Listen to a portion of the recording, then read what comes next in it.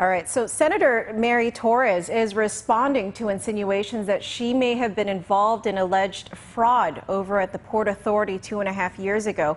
Last week, Port Attorney Mike Phillips reiterated his belief that fired port employees committed criminal acts. But so far, based on findings by the Civil Service Commission and the Superior Court, none of them have been charged with any crime. Last week, during a hearing for former Port Authority employee Francis Areola at the Superior Court of Guam, Port Legal Counsel attorney Mike Phillips reiterated his belief that Areola and 6 others committed criminal acts while employed at the Port Authority.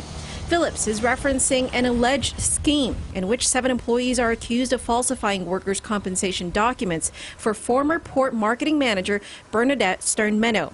After the hearing, Phillips again repeated his allegations, this time including the former port general manager and now Senator Mary Camacho Torres. Looking for a separate review with regard to the fact of 1 or 2 areas. One is the former GM, and at least from all the allegations made and everybody who's written on it, it appears that she either knew of everything that was going on and was part of it, or in certain circumstances denied knowing that there was wrongdoing. You're talking about former GM Mary. That's correct. Phillips is referring to an appeal in the Supreme Court of decisions made by at least 2 Superior Court judges who ruled in favor of the fired Port Authority employees, one of whom is Areola and the other is Jose Guevara.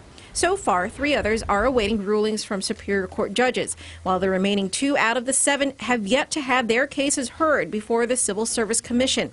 While Phillips contends that the employees and possibly Senator Torres committed criminal acts, none of the employees have been charged by the Attorney General's office of any crimes. Senator Torres sent PNC a statement refuting Phillips's allegations. She points out that it's the AG's job to prosecute individuals for criminal acts, saying, quote, her duty is to seek justice, unlike Mr. Phillips, who is self-interested and engaging in a strategy to vigorously litigate baseless actions with the hope of making these cases so expensive that these employees, individuals with very limited resources, can no longer afford to continue.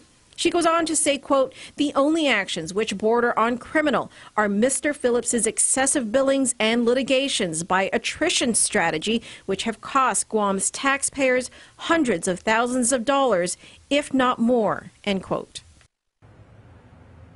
You can read her statement online at PacificNewsCenter.com.